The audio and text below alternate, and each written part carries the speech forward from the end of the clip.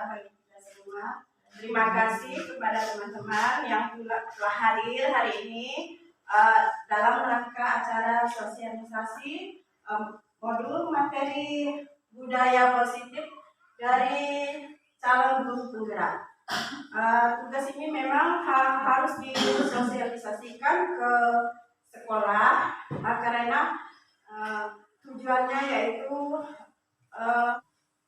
agar sekolah ini mempunyai suatu budaya yang positif dalam artian perilaku siswa, bagaimana perilaku di sekolah, terus sikap guru terhadap anak-anak. Ya, sebelumnya saya ini bukan ahlinya, hanya menyampaikan saja. Nanti selebihnya saya mohon maaf jika ada kesalahan ya. Mohon dikoreksi. Sama-sama. Baik. Mungkin untuk pertama kali kita berdoa dulu ya, Ibu-ibu. Bagaimana? Ada yang bisa memimpin doa? Doa. Iya. Apa lebih tidak ini? Silakan. Sebelum memulai acara sosialisasi kita, marilah kita berdoa menurut agama dan kepercayaannya masing-masing. Berdoa mulai.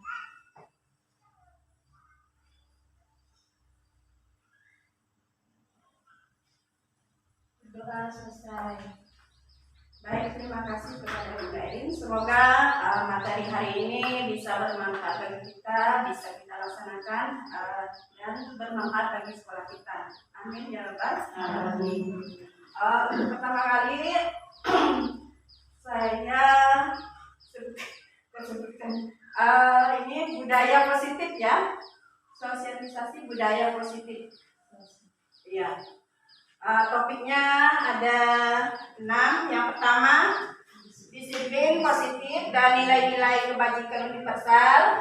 Yang kedua, teori motivasi, hukuman dan penghargaan, restitusi. Yang ketiga, keyakinan kelas.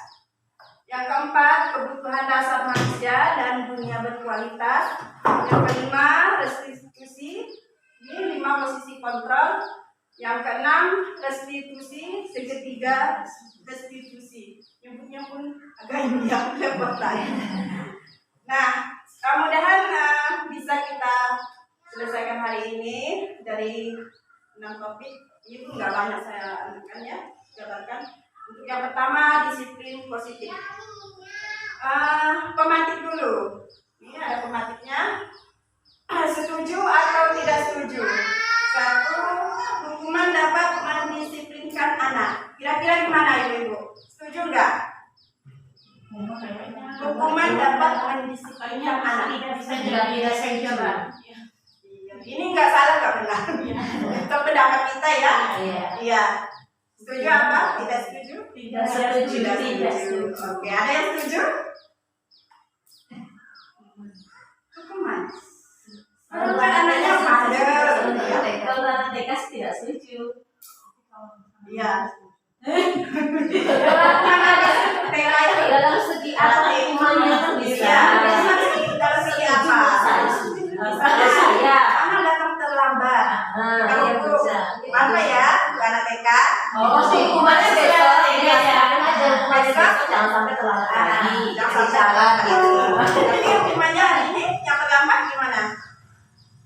Misalnya disuruh apa? Enggak. Kalau terlambat sih enggak lah. Cuma nasihat. Iya. Kalau tapi lagi dari mana udah? Iya. Tapi bukan hukuman, bukan. Kalau semisal nakal itu, berarti kan kita nasihatin aja, kan? Kalau nakal juga. Itu kan kasih hukuman maksudnya. Ini kan hukuman. Enggak ada yang salah, enggak ada yang benar. Pasti tahu nih. Apa suruh? Benar lagi. Sisi kontrol. Kalau saya lagi Kesalahannya apa? Iya. Kesalahannya apa? Jadi kita bisa menentukan bentuk hukumannya apa. Iya. Kalau terlambat sedang nasihat aja. Kalau nakal maupun temannya itu tidak lagi. Itu tidak masalah Mas, setuju atau tidak ya? Ya, pribadi ya. Yang kedua, pemberian hukuman dengan hal positif seperti membaca atau membersihkan halaman sekolah dapat meningkatkan disiplin anak. Ini setuju apa enggak? Setuju. Berarti hukumannya yang positif ya. Yang ketiga, memberi penghargaan dapat meningkatkan motivasi belajar anak. Penghargaan, misalnya dia juara menggambar, jadi kita kasihkan penghargaan seperti apa ya? Ya. Jadi kan anak Semangat. semangat. Setuju. Oke, terima kasih.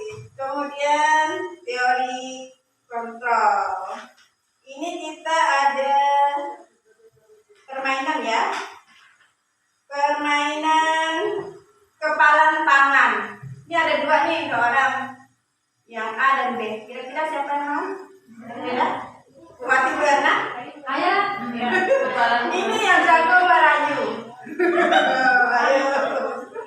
Kepalan tangan. Nah, nanti yang Bu Di depan apa di itu di bangku sini? boleh di depan boleh. Enggak. Ini yang Erna A, yang Wati B. Yang A menggenggam tangan istri. Yang digenggam ini adalah sesuatu yang sangat berharga, yang sangat penting bagi diri Berna. Ya. Kemudian Bu Wati ini merayu, membujuk, Minta untuk membuka kepalan tangan Bu Erna. Kira-kira gimana? Boleh merayu, membujuk, bisa marah, bisa menghardik. Ya, bisa kamu nih. Gak bakalan dikasih. Nanti gantian. Bu Erna nih tetap ini menggenggam kepalan tangan atau dibuka gitu. Ini sesuatu yang bisa berharga. Coba. Ayo siapa? Silakan. Sini aja. Di sini aja.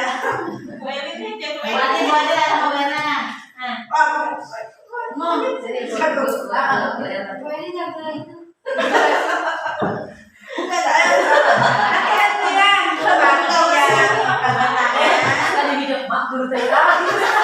Sangat berharga bagi Bu Erna. Ya, Bu Wati mau minta buka kan? Kira-kira gimana? Coba. Iya, boleh. Ya kan berharga. Ayolah.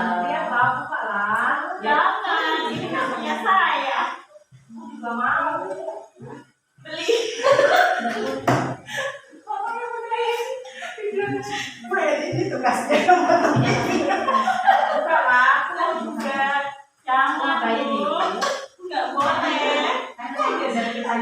Ayo diraih lagi Bu Wati. Bagaimana?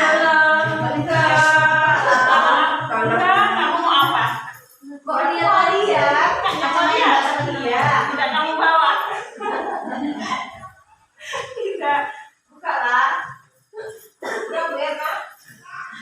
Gimana Bu Erna terserah Bu Erna. Itu kan haknya Bu Erna. Sesuatu yang sangat berharga bagi Bu Erna. Sudah mau dia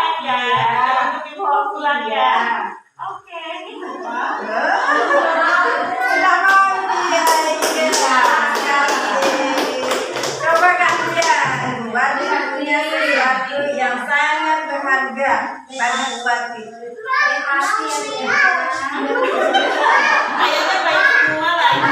Coba kalian. Sekarang Bu Erna yang merayu Bu Wati. Boleh saya buka tangannya? Saya mau lihat. Pinjam. Boleh. Tapi sebentar aja ya.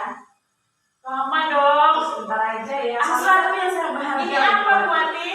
Boleh enggak dikasih? Boleh, saya buka. Boleh enggak dilihatkan ke orang lain? Selesai punya aku. Sebentar. Ayo dirayu Bu Erna. Ayolah, Bu Wati. Gak mau dia? Mau, Bu. Gak mau. Ya, Terima kasih. ya. Baik, kamu dari pelajaran dan permainan ini kurang seru ya? Permainannya kurang seru. Kayak tadi tuh tadi bukan. Iya, boleh. Boleh.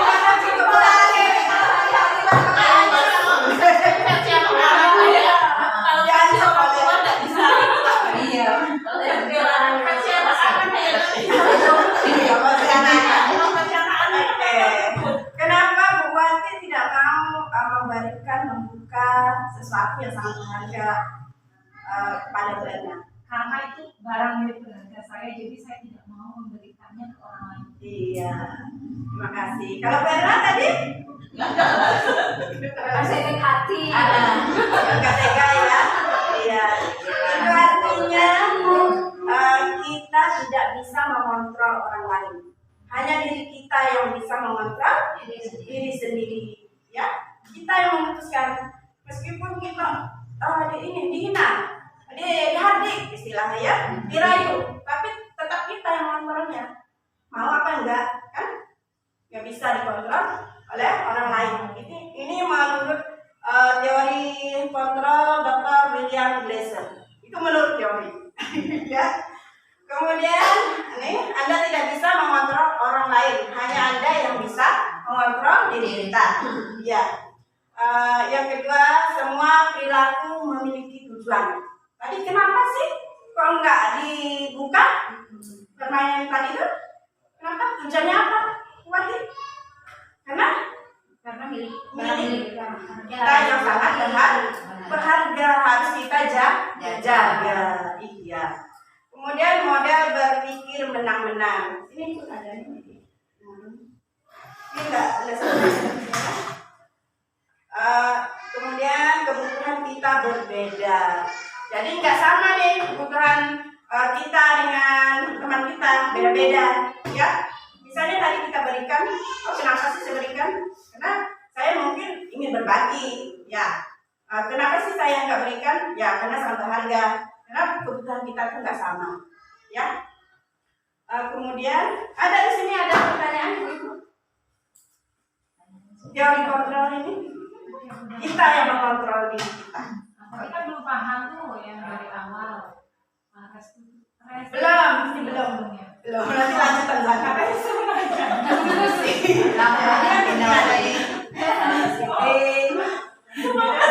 semangat.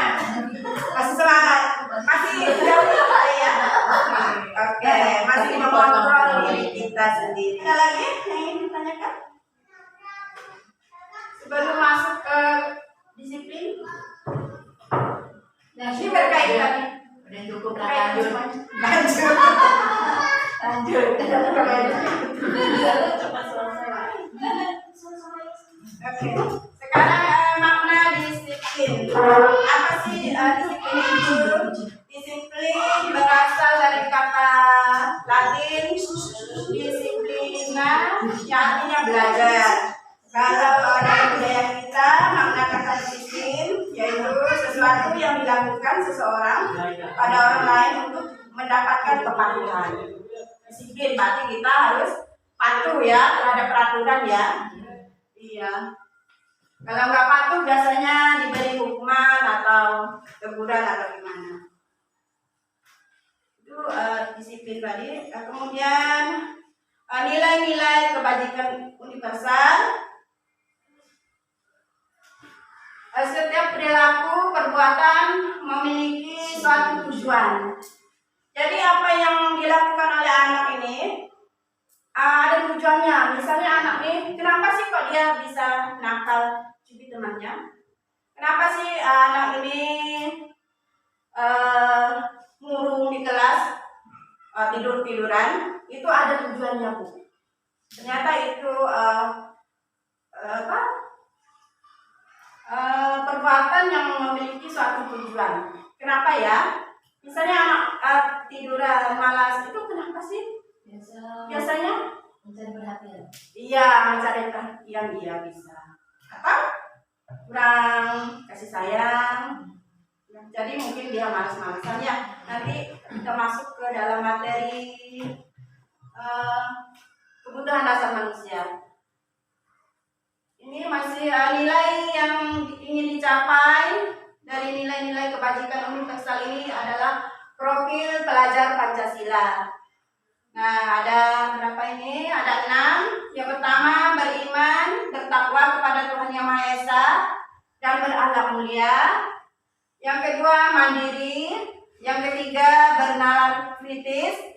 Yang keempat, berkebinekaan global. Yang kelima, bergotong royong. Yang keenam adalah kreatif. Nah, nilai-nilai inilah yang kita tanamkan di sekolah saat ini ya. Kira-kira yang belum belum muncul di sekolah ini yang mana? Benar, kritis tuh gimana sih ya? Kritis itu anak bisa mencerna suatu problem, masalah, bisa menyelesaikannya sendiri.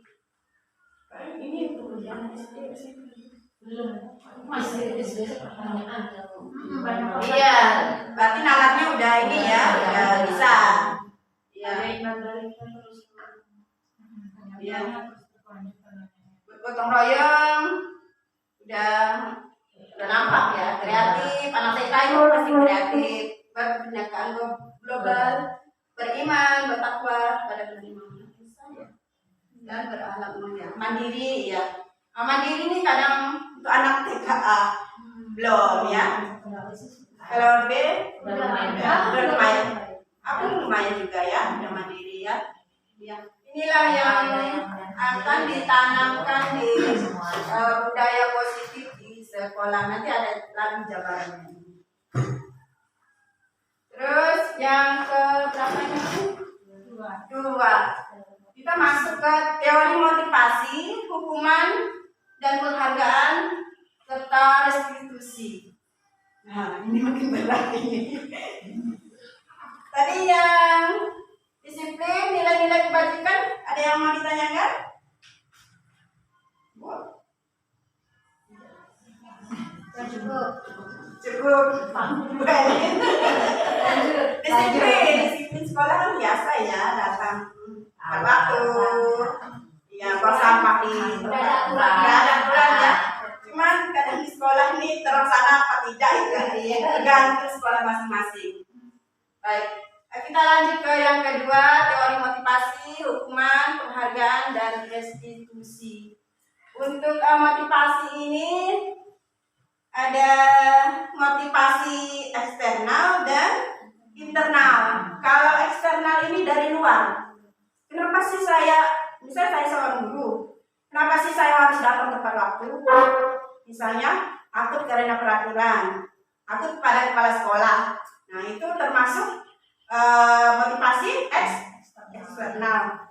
Tapi kalau kesadaran dari diri kita sendiri, oh saya ini harus datang tepat waktu, karena saya seorang guru. Guru itu memberi contoh. Iya, saya kan harus teladan bagi anak-anak. Meskipun hadiahnya misalnya datang tepat waktu dikasih hadiah ini, tapi saya nggak nyerah kan, misalnya. Nah, berarti itu motivasi internal, motivasi dalam diri kita sendiri. Kalau kita saat ini Bu, kira-kira termasuk motivasi yang mana? Internal. Ada yang internal, ada yang Iya Bu, ada di LMS itu. Katanya ada yang tepat waktu, ada yang tak tepat waktu. Memang kenyataan. Iya, inilah sebelum kita mengubah anak itu ya, cerita yang harus mengubah diri kita sendiri. Gak bisa kita menerapkan peraturan kepada anak. Kamu harus disiplin datang tepat waktu. Kamu harus datang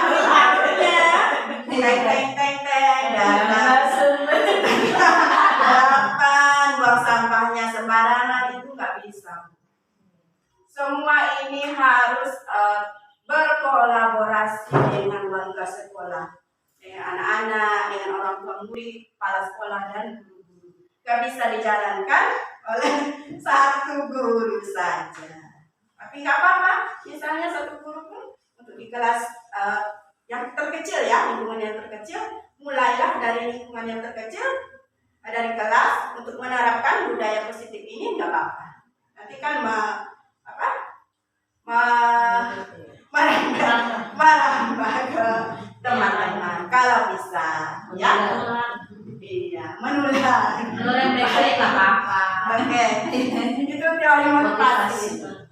Ada motivasi eksternal dan internal. Inilah tadi tujuan dari disiplin positif. Ya. Kemudian dihukum oleh penghargaan. Nah, ini sepertinya banyak di TK ini, bahwa penghargaan berlaku sama dengan hukuman dalam arti meminta atau membujuk seseorang melakukan sesuatu untuk memenuhi suatu tujuan dan dari orang lain yang meminta membujuk. Dorongannya eksternal dan akan ada faktor ketergantungan. Beberapa dampak dari pemberian penghargaan. Ya, hukuman oleh penghargaan ini, misalnya tadi ya, yang kita hukum anak-anak didik kita datang terlambat, kemudian kita hukum positif ya, hukum yang positif, membersihkan kelas, kemudian kita kasih penghargaan, ketergantungan. Iya. Biasanya kita juga anak-anak Sama sekarang Iya. nanti suruh bereskan, yang udah bereskan pulang duluan. Iya. Boleh juga. Boleh kita tadi ya. Nah, tergantung dulunya. Sikap dulu, Pak. Iya, iya. Nah, ini kan sikap dulu nih, ini teorinya. Biasa dia. Dan ini teori juga sih sebenarnya. Ini hukuman oleh penghargaan. Ini efeknya ini anak ketergantungan. Dihukum oleh penghargaan. Oh, saya biasa gini Bu. Ya. Siapa yang paling paling anteng, tenang, pulang duluan, tenang semua. Iya. Itu boleh enggak? Tenang semua. Diam, dia paling Iya. diam. Jadi dia tuh pulang duluan. Kalau anak TK ini memang gini ya, untuk memunculkan motivasi dari dalam itu agak susah. Kan? Dia maunya berpikirnya itu konkret, ya, yang nyata. Kita nih kalau udah SD mungkin bisa, SMP dikasih pengertian ini, oke. Kalau anak TK ini kan enggak. Yang kayak kelas saya, paling Iya. diam semuanya. Nah, itu motivasi dia. Pulang duluan kan motivasi dia. Iya. Nah, iya. Dia mau pulang. Motivasinya dari luar, Iya. enggak dari dalam. Kalau udah waktunya pulang, oh saya harus ini bukan apa? Iya, nggak ada Ini dirinya ini, dia, ada pulang dirinya. duluan, Iya. Enggak ya. Motivasi. Contoh kata anak bapak saya. Dulu waktu kecil saya itu kan biasa kan kalau mama nyuruh tolong belikan misalnya apa lah gitu kan ke warung kan. Nanti Iya. sisanya upah pergi ke warung berarti dia dikasih Iya, ya. lupa. Jadi Benar, saya iya. kan bapak saya ngomong Iya. tidak boleh gitu. Iya. Jadi Iya. nanti apapun tujuanmu nolong orang tua itu berharap dengan upah. Iya, betul. Tugas kita ini kan tugas yang ini ya, memunculkan motivasi dari dalam diri anak. Itu yang Mencoba utama. rasa tanggung jawab. Nah, Iya. iya. Contohnya kita di jalan raya pakai helm. Kenapa sih saya pakai helm? Kenapa sih? Biar nggak dibilang. Itu motivasi eksternal. Tapi kalau untuk keselamatan kita, dengan celaka itu kan dari dalam. Memunculkan itu tugas kita itu. Ada yang mau ditanyakan? Dihukum oleh penghargaan? Ini ada 3 nih. Penghargaan menurunkan kualitas. Nah, penghargaan mematikan kreativitas. Penghargaan mengurangi motivasi intrinsik. Seperti contoh Bu Elin tadi. Iya, karena diupah gitu kan. Jadi motivasi dari dalam diri itu harus hilang. Adanya tuh mengharap. Mengharap. Tapi saya rasa ini memang motivasinya memang dari luar, belum bisa dari dalam. Sedangkan nalar belum tinggi istilahnya. Bisa lah kali kan Biasanya biasanya positif. ya Ya. SMP anak saya tuh kalau misalnya telat itu mereka tuh disuruh baca Al-Quran. Ya. Itu bisa tahu. Disiplin positif. Ya, hukumannya yang positif. Itu termasuk ada nanti.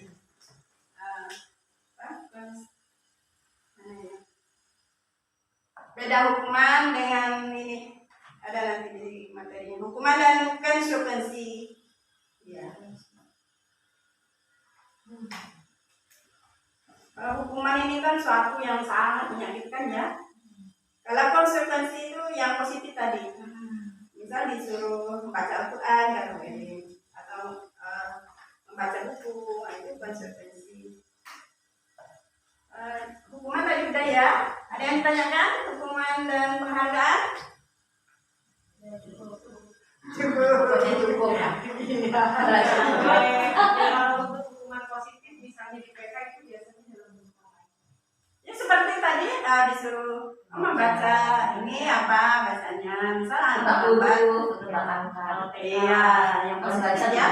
ya. Kecuali anak disuruh Paling tebaan kan. kamu dihukum ini, push up, gitu kan nggak seperti boleh akan dipukul atau dicubit, kan nggak ya.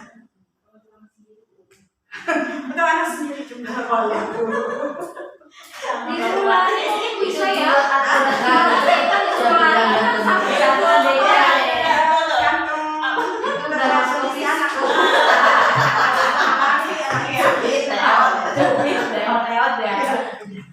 Nah, sekarang masuk ke restitusi. Ini tadi yang ditanyakan Widawati. Apa sih restitusi itu?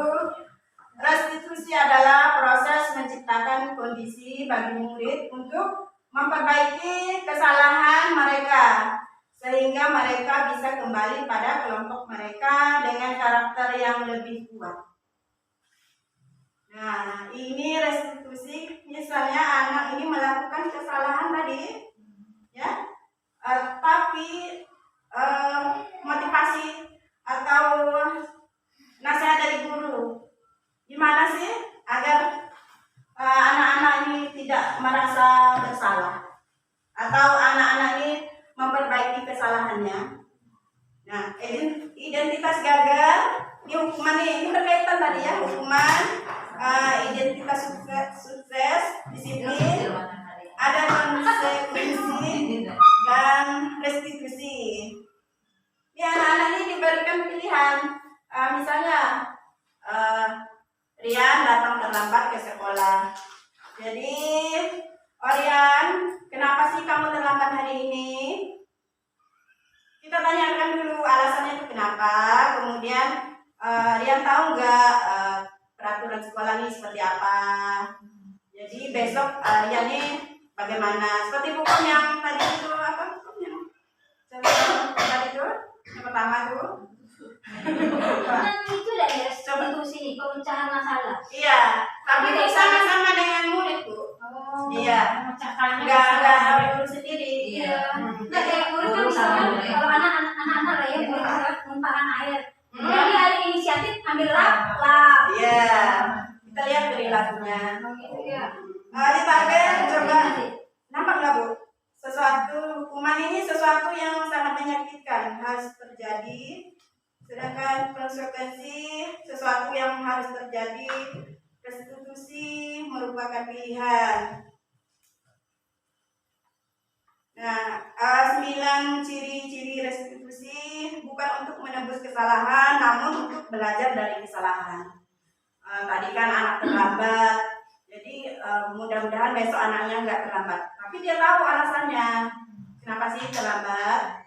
Misalnya hidupnya lama, jadi kita berdialog lah dengan anak. Tanya dulu. Ya, tanya dulu. Memperbaiki hubungan, tawaran bukan paksaan. Restitusi menuntun untuk melihat ke dalam diri. Restitusi mencari kebutuhan dasar yang mendasari tindakan. Restitusi diri adalah cara yang paling baik. Restitusi fokus pada karakter bukan tindakan. Restitusi fokus pada solusi.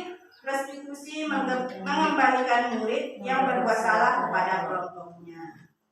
Ya, kita ini kan dalam dialog tadi kan kita ingin mencari karakter ya. Misalnya terlambat, berarti karakter bisa kena apa, biar dia disiplin kan. Bisa tidurnya lama, jadi kan kita bisa sharing diskusi sama anak ya. Jadi dia tahu kesalahan dia, oh saya ini tidurnya terlambat. Mungkin dia bisa memperbaiki dirinya. Iya. Kan ada guru biasanya, kamu ini terlambat, udah kamu dihukum. Biasanya kayak gitu, ya. Iya. Ini untuk anak SD, SMP, SMA ya. Ada yang guru galak itu. Kenapa sih kaos kaki kamu kok beda? Udah pulang ganti. Kan biasanya gitu, ya. Kalau TK nih beda. Beda. Itulah sedih. Terus ada yang mau ditanyakan? Restitusi menciptakan kondisi untuk memperbaiki kesalahan anak.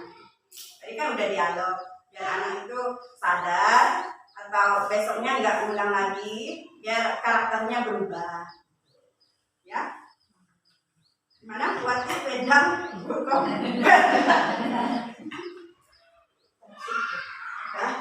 Lanjut. Nah, contohnya misalnya ada anak TK nih suka mukul, jadi gimana? Masing-masing. Iya. Marah. Terus?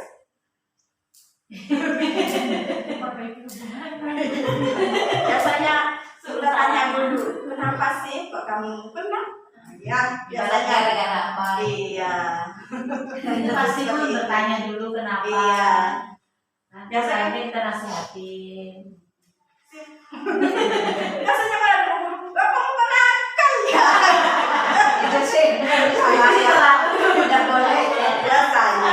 Kita mungkin kalau kayak gitu udah sering tuh anak newbie gitu. Jadi dulunya langsung ke tubuh. Oh, sudah baik. Ada Bu, ada biasanya. Kalau udah sering newbie ya gitu kan. Kalau Dan ada setelah restitusi, berarti dialog ya dengan anak ya. Kemudian yang ketiga, keyakinan kelas. Nah, mengapa tidak peraturan saja? Mengapa harus keyakinan kelas? Keyakinan kelas ini seperti apa sih Bu? Pernah dengar? baru dengar tahu Iya, ini ada di bukunya. di sini. Ini nah, sama nih. Kesepakatan kelas. Kami guru dan murid yang saling menyayangi. Kami murid yang semangat belajar. Kami murid yang peduli dengan teman-teman. Kesepakatan kelas. Datang tepat waktu, mengucapkan salam, menjaga kebersihan sekolah, berdoa sebelum dan sesudah kegiatan, aktif dalam pembelajaran. Tertib. Kalau keyakinan kelas ini sudah kelihatan adalah memunculkan motivasi dari dalam. Nah, berkaitan lagi tadi dari motivasi. Kenapa sih harus keyakinan kelas? Ini nilai-nilai yang universal tadi. Enggak peraturan saja. Kalau peraturan ini biasanya dibuat guru apa bersama murid ya? Kalau peraturan kelas, kesepakatan ya? Bisa sih sepakatan dengan murid, tapi Iya. biasanya guru yang buat. Biasanya guru yang buat dulu, nanti Baru. sepakat ya Nak. Iya. Sepakat. Janjian ibu. Tujuannya untuk apa Bu? Kira-kira? Untuk disiplin dan untuk memunculkan nilai-nilai kebaikan. Itulah tujuannya. Kenapa sih nggak peraturan? Kenapa sih tidak peraturan? Mengapa harus keyakinan kelas? Karena kalau peraturan ini Bu, ada konsekuensinya, ada hukumannya, ya. Misalnya kamu datang melanggar peraturan, ini disuruh apa? Kan? Apa tertib itu? Biasanya ada konsekuensi. Misalnya dia datang terlambat, pasti peraturan kelas itu buang sampah di sembarang tempat. Nah, ada konsekuensinya. Kalau keyakinan ini nilai-nilai yang ditanamkan dari dalam diri, ya, seperti saling menyayangi, semangat belajar, dan peduli. Ini ditanamkan.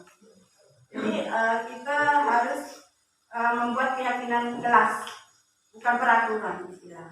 Tertib itu tidak lagi diganti dengan keyakinan kelas. Ya. Iya. Kalau Tadi kan ada hukumannya ya, berarti Iya. kalau keyakinan kelas itu juga ada hukumannya sepakatan bersama. iya, kesepakatan bersama. Nanti solusinya pun beda Bu. Solusinya anak membuat kesalahan itu berbeda. Ya. Jadi ada yang ditanyakan tentang keyakinan kelas?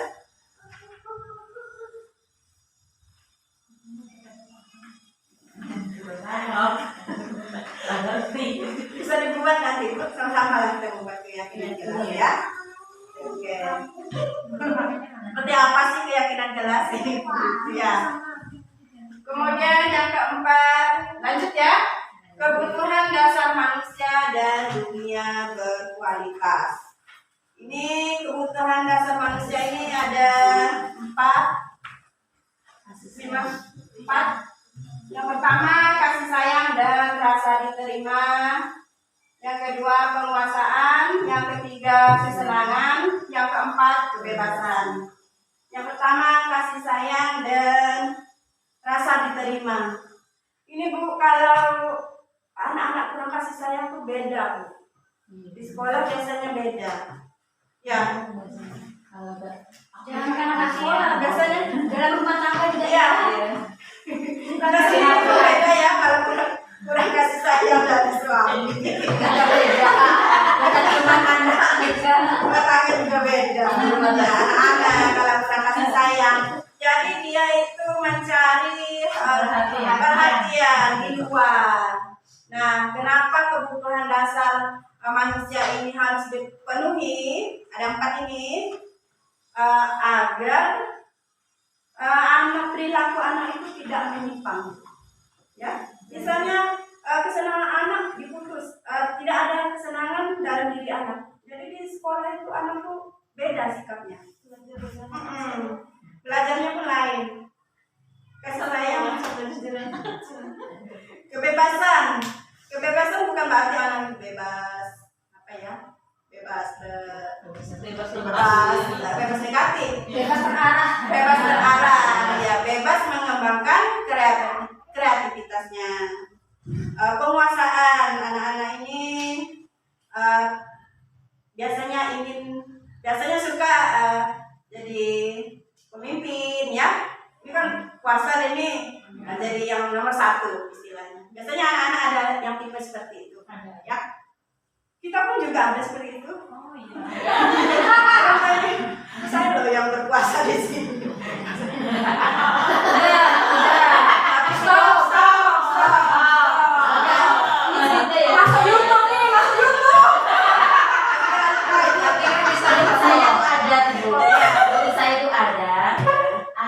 Jiwanya kayak maunya mimpin. Pemimpin. Kalau ada satu kali ya dia nggak ditunjuk jadi, maksudnya nggak jadi pemimpin. Ya. Jadi sifatnya tuh kayak berontak kayak gitu. Jadi Nggak mau akan atur cari gitu, perhatian nggak mau. Ya. Anak Suruh balik nggak mau, suruh atur nggak mau. Berarti jiwa pemimpinnya memang ada. Cuman pun hati-hati nanti anak ini bisa jadi egois. Iya. Kemudian tanpa ada Dengan yang tak isyarat. berarti memang dialog dulu sama anak ini yang harus diarahkan ya. Kasih pengertian. Iya, kami berdua udah berusaha sih di sekolah. Ya kita berusaha. Nanti di rumah kita bisa kerjasama dengan orang tua. Ya. Bagaimana sih sikap anak di rumah dengan teman-temannya, dengan orang tuanya? Apakah memang dia ingin yang nomor 1 terus? Apakah dia ingin menguasai Pokoknya tiap hari suatu? jadi pemimpin. Iya. Karena saya juga ada seperti itu Bu. Gitu. Ya, tak bisa mas. Gantian. Besok ya. Hari ini kan sudah Tapi perempuan. kalau gantiannya mau, kalau ini nggak Iya, mau. mau. Nggak mau ngikutin aturan. Ya, berarti itu hampir mengarah ke egois ya. Ya. Ini tugas gurunya. PR buat ini. Oke.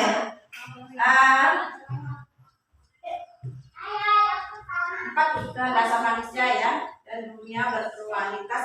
Tadi jika dipenuhi semuanya, maka anak-anak ini dapat tumbuh dengan baik dan berkembang sehingga bisa menimbulkan suatu karakter yang bagus, ya. Gitu. Ada yang ditanyakan tentang ini kebutuhan dasar manusia? Saya kira sudah paham. Kalau di sekolah sih nggak mungkin kita penuhi semua ya Bu. Ini tergantung lagi di didikan orang tua di rumah. Karena kan kebiasaan anak di rumah ini kadang terbawa ke sekolah, ya, sehingga sikap anak ini macam-macam, karena pola didik orang tua kan beda-beda ya. Ada juga yang di rumahnya misalnya sama orang tuanya apa sekali di sekolah gitu. Ya, itu ada. Banyak Sama dengan orang tapi misalnya ancol tidak. Iya. Beda banget. Ada yang ya itu ngikut kata guru, Iya. kalau itu mah nggak mau, biasanya gitu. Kan tugas kita. Tugas guru ya. Ya tugas guru, banyak tugas guru. Menumpang dah ya. Kalian tanyakan dah. Paham? Oke. Yang kelima restitusi, 5 posisi kontrol. Nah, ini yang sangat penting. Posisi kontrol ini berkaitan dengan sikap guru, dengan disiplin tadi. Apa sih, seperti apa sih kita? Yang pertama menghukum. Ini guru penghukum. Misalnya anak terlambat, kamu dihukum. Ini lari push up. Atau ini kamu dihukum yang negatif ya. Misal ya betul. Dan lagi sekarang Bu, batu masuk Iya. Ini kan tipe guru. Kalau sama saya dulu Bu, benar. Sama saya dulu SMP ya, pas sekolah lagi. Kami itu nggak boleh keluar malam meskipun malam minggu. Pasti besoknya masuk sekolah itu dihukum Bu. Kenapa? Sebenarnya tujuannya baik ya. Iya, tujuannya baik. Tapi kan terlalu Dan wilayahnya bukan di sekolah lagi, dari luar. Dulu saya waktu SMP ya, pelajaran nggak paham. Itu tipe guru. Saya sering dari sini. Kemudian yang kedua, tipe membuat orang merasa bersalah. Nah, sini ada nih, membuat rasa bersalah. Saya berjemaah mengatakan seharusnya ibu kecewa sama kamu. Nah, itu membuat orang rasa bersalah. Bisa anak, ibu ini kecewa loh sama Rian. Kok kamu terlambat terus? Nah, itu membuat rasa orang bersalah. Itu tipe guru. Ini kan tipe guru ya. Iya, lima. Kita sama nah, kita termasuk yang baik, yang baik. Yang baik. kalau yang ketiga ini tipe teman ya. Kalau teman nih, guru ini melas. Ayolah, tolonglah guru. Yang itulah ya nak. Ini tipe teman. Ya, ini ada nih. Ayolah lakukan demi ibu. Masa kamu tidak mau ketergantungan anaknya jadi ketergantungan ya kalau tipe teman ini. Kayaknya sepertinya di TK ini banyak kita seperti teman ya, anak-anaknya merasa bersahabat. Kemudian yang keempat tipe pemantau. Ini mengukur apa peraturannya, menyesuaikan diri kita diawali. Ini apa contoh-contohnya yang di bawah ini Bu? Buka yang 5 posisi kontrol ya. Nah, ini contoh-contohnya, contoh-contoh perkataan guru nih yang di bawah ini. Tipe pemantau. Kemudian yang terakhir manajer. Ini mengajukan pertanyaan-pertanyaan. Ya, misalnya anak berbuat salah. Kenapa sih kamu nak melakukan ini? Kamu tahu enggak peraturan kesepakatan kelas kita seperti apa? Nah, itu ya manajer ya. Dia ini enggak menyalahkan anak. Mencari solusi bersama-sama anak untuk menyelesaikan masalah agar anak itu menyadari kesalahannya dan bisa kembali ke kelompoknya. Ya. Kira-kira kita ini di tipe yang mana ini? Kebanyakan guru sih seperti teman. Saya sih teman Mbak. Iya. Yang ketiga. Seperti teman. Nah, untuk yang ini materi sosialisasi ini diharapkan kita kita ini seperti tipe guru manajer, Bu. Kalau bisa paling rendah itu pemantau. Kalau rendah itu manajer, ya. Selama teman ini, anak-anak ini bisa ketergantungan. Kalau yang Remaja ya? Iya, remaja. Ya, oh ada ibu ini. Kan adanya. Saya pikir bapak ibu remaja saya. Ternyata Masuk semua masih itu.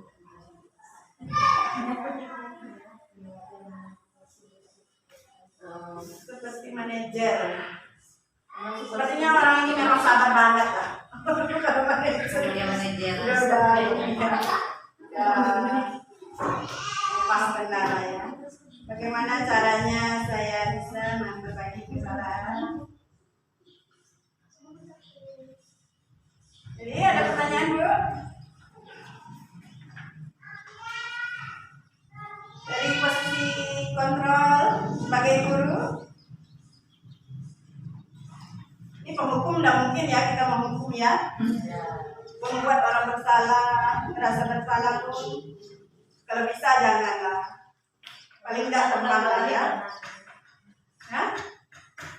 Satu kali dua kali pernah mungkin. Iya, pernah. Bahasanya yang ini. Pernah. Jadi bahasa. Pernah dilakukan, tapi Iya. kalau Tapi bisa kalau bisa ya naiklah. Tingkat pemikiran. Ini harusnya praktek nih, hati-hati lah praktek ya. Sama anak itu aduh. Saya itu kemarin rumahnya merekam. Dia masih kejam ini. Ya, belum. Sana ya. 5 posisi kontrol guru dan sekarang yang 6 segitiga restitusi. Restitusi tadi kan kondisi untuk mengembalikan anak kepada kelompoknya ya, masalah-masalah tadi. Yang pertama, menstabilkan identitas.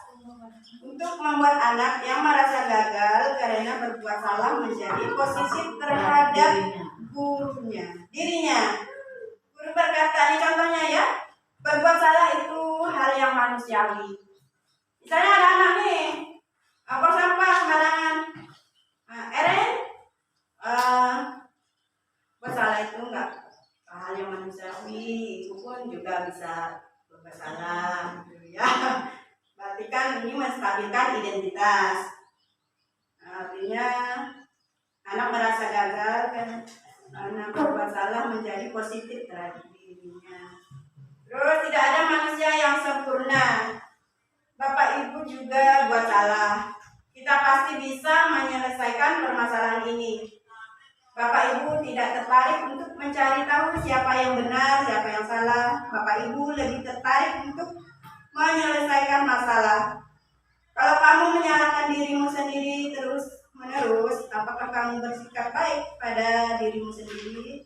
Nah, ini contoh kata-kata guru dalam menstabilkan identitas, ya Bu. Ini tadi kita belajar berdialog dengan anak dalam kesalahan anak, ya, mendisiplinkan anak. Bahasanya dewasa sekali ya, tapi kalau Iya. kelas kecil kayaknya dikasih pertanyaan seperti ini belum. Enggak, bukan pertanyaannya, Bu. Iya. Maksudnya di dialog kayak gini kan bahasanya Iya, diubah aja lah, ya. Bahasanya, Eren, misalnya ibu juga pernah berbuat salah, gitu ya. Misalnya Eren buang sampah sembarangan. Eren tahu nggak kalau kesepakatan kelas itu seperti apa? Boleh nggak buang sampah sembarangan? Bahasanya diperhalus lah. Bisa boleh bahasa emang udah bisa buat pinter. Kalau bisa mau cepat kan? Eren apa sih mau sama ini? Kan? Mau cepat. Oh, ini kan diperhalus. Kalau sedikit ada tunjukkan. Kalau begini kita belum selesai ngomong, anak udah lari. Iya. Belum selesai ngomong sih. Lalu lama. Kalau dia Ya, itu contoh menstabilkan identitas. Yang kedua, validasi kebutuhan, membantu murid mengenali basic needs atau kebutuhan dasar yang ingin dipenuhinya ketika melakukan kesalahan itu. Nah, kita ini mencari kebutuhan dasar mereka tadi. Kenapa sih dia membuang sampah? Misalnya tadi ya, Eren yang membuang sampah. Kenapa sih Eren tadi membuang sampah? Oh ini Bu, saya dipanggil teman, mau main ke belakang. Jadi kita cari tuh Bu, kenapa alasannya tuh. Ya, tapi sesuai dengan kebutuhan dasar dia. Misalnya dia dipanggil teman main ke belakang, berarti kan kebutuhannya ini ingin bermain, kesenangan dia. Nah, ini jadi sembarangan aja dia mau sampai cepat-cepat tadi kan mau main. Karena memenuhi kebutuhan dia main. Misalnya dia main balok, tiba-tiba dipanggil temannya, Eren, ayo main balok. Oh enggak mau mas kami. Langsung tinggal. Jadi kita tanya dulu, kenapa sih tadi kok nggak ngemaskan mainan? Kalau dipanggil ini Bu, mau main ke belakang aja. Itu yang kita gali. Memang banyak dialog sebenarnya. Iya. Contohnya kamu bisa saja melakukan hal yang lebih buruk, tapi kamu tidak melakukannya kan? Kamu pasti punya alasan mengapa melakukannya. Iya, kita tanya alasannya. Kenapa sih enggak buang sampah di tong sampah? Kenapa sih enggak memaskan mainan? Kita tanya kebutuhannya dia. Yang ketiga, menanyakan keyakinan. Anak melihat kesalahannya dihubungkan dengan norma sosial dan nilai-nilai yang mendasari manusia berinteraksi dengan orang lain. Contoh, guru berkata, apa nilai yang kita percaya di kelas di sekolah kita? Nilai-nilai universal apa yang telah kita sepakati? Kelas yang ideal itu seperti apa sih? Kamu ingin menjadi anak seperti apa?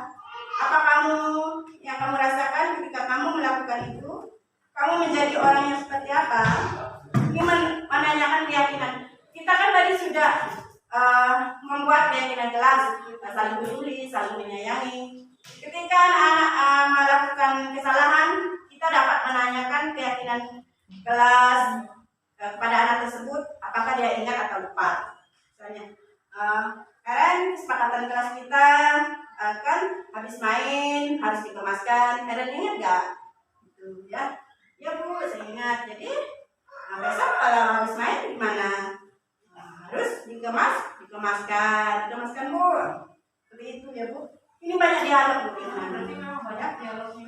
Iya, harus dialog dalam menyelesaikan masalah disiplin anak. Ya. Jangan sampai salah ini kata-katanya.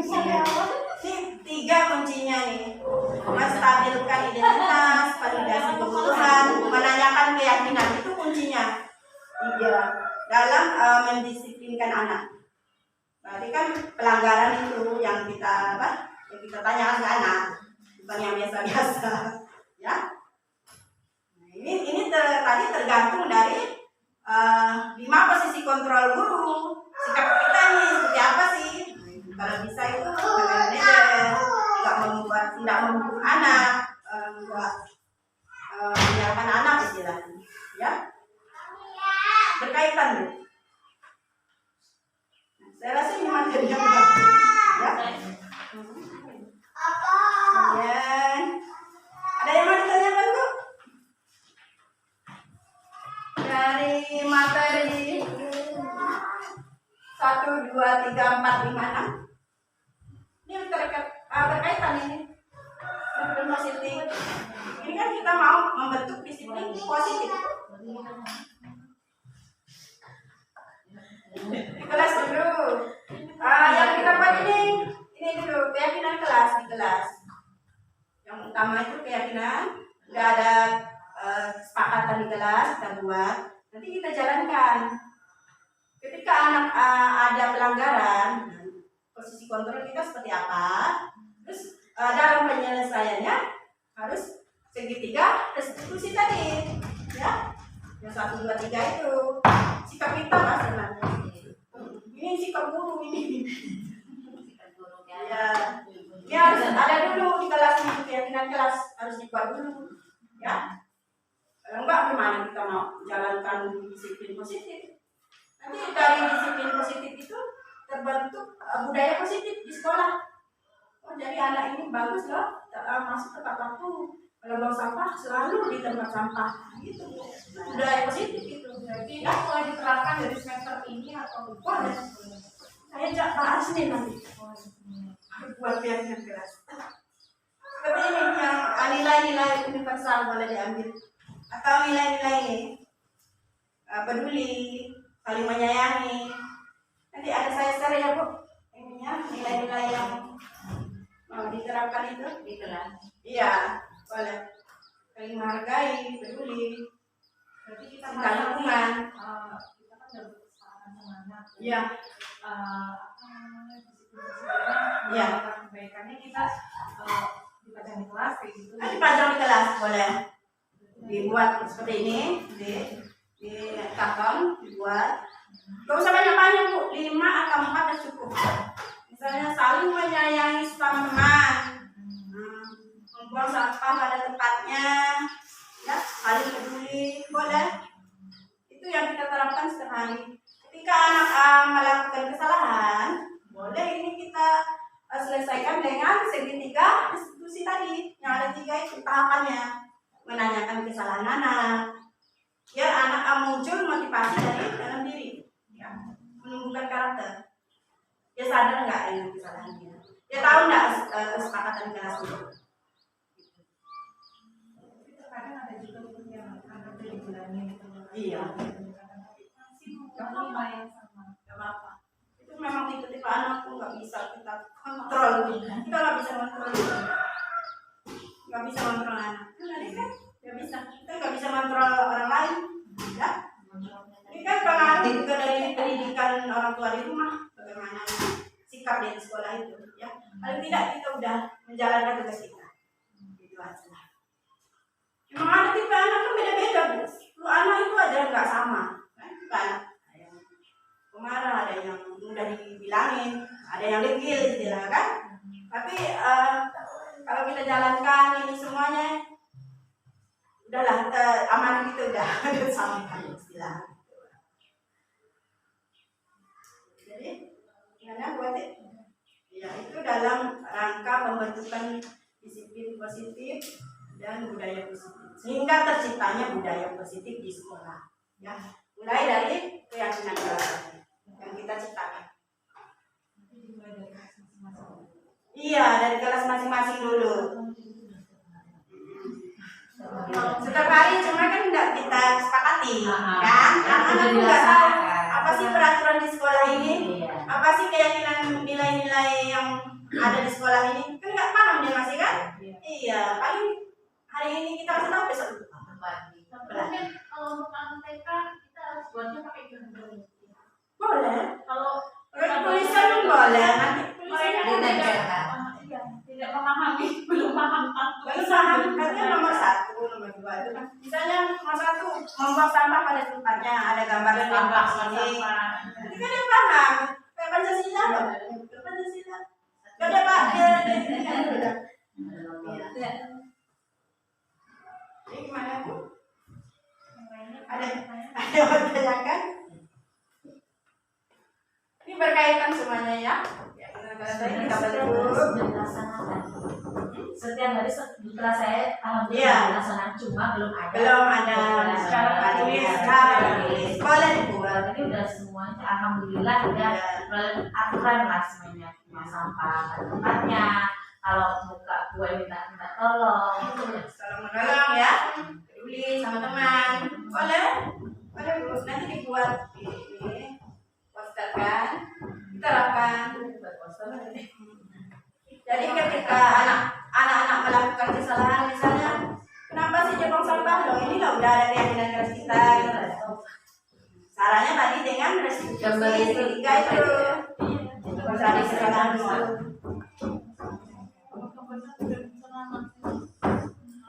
Ya Pak, kalau 5 posisi kontrol itu udah lah ya. Udah dasar manusia ada 4 tadi.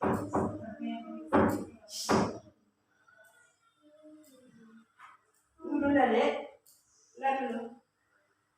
Ada yang mau ditanyakan Bu? Kira-kira apa yang belum